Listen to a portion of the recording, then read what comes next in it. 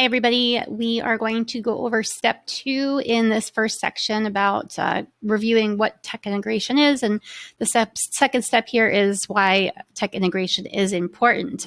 So as a host, we wear several hats. If you're a creator, a coach, or leader, some kind of leader, obviously as a host, you're creating content, you're doing email marketing, you're doing event planning, you're doing community connecting, and all of these things. So to help you have a system or a process, that'll help you create, by helping you, it will create confidence for you in your process, allow you to streamline your community building efforts, give time back into your day to do more things that you enjoy, and build effective systems for your team. If you don't have one yet, eventually you will.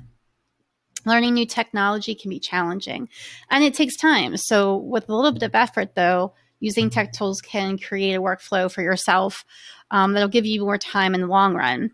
The key to tech tools is to only focus on what you need for the tasks in front of you at this very moment. To do that, you'll need to have a clear understanding of the community building roadmap, launch plan, onboarding plan, and marketing plan. And those we discussed in some of the other guides. So if you don't have some of those things, that's okay. We can still continue. Just wanting to let you know. There's a checklist here to help you identify the tools that might be beneficial to you and identifying what stage of community building you are in, so that then you can decide from there what tools that might be beneficial to you. So I'll go over this checklist with you, and then we will review detailed, like actual tech tools in the next section, or in the next section. So if you're a beginner as a new community host, you're really working on getting clear on the structure of your community, who you bring together, what you're doing together, why they need to do it together and not on their own. And then that's really important to focus on your launch plan and creating the content inside your network and inviting people into your community. So keeping it really simple, keeping your costs down, because if this is your first launch of a paid community, you don't have revenue yet to support a lot of digital tools. And so I always recommend to do the simplest and free versions of everything that you can in the very beginning. An email address, obviously, I'm pretty sure everybody who would be watching this has an email address. And that's to help you connect to others. And digital storage, somewhere to store your files, create online files so that you can collaborate with other people, as well as offer some resources for your community members. In addition to scheduling virtual meetings, creating forms, creating surveys maybe, or organizing data to manage your launch and marketing campaigns. So that's another thing that you might need as a beginning community host.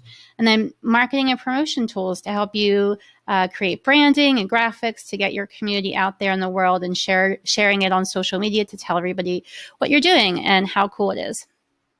If you're an intermediate, maybe that's looking something like you've already opened up the doors to your community. You've worked with maybe a small group of people inside your network. You want to create or improve your community growth process by customizing a strategy to help you manage your network. So you might need project management and task management software to systematize your workflow, a content management system that you can keep track of leads, paid members, billing, invoicing, and automating forms, a scheduling application that allows you to share your calendar with others for collaboration, onboarding sessions, and networking meetings, a video software that allows you to share recordings of live events so that you can promote also your upcoming launch or any other maybe workshops or webinars that you have. You want to make sure that you have a video platform to be able to share that recording of that session if you have live events. And then the advanced is really focused on getting much more systematized in automation, email campaigns, creating like email sequencing, creating a roadmap, for your content creation and product development. And that's just looking at maybe the next 6 months, the next 30, 60, or 90 days to set up yourself for success in maybe what you're working on at any given time. And so that you can do this and also do other things that you need to have in the community.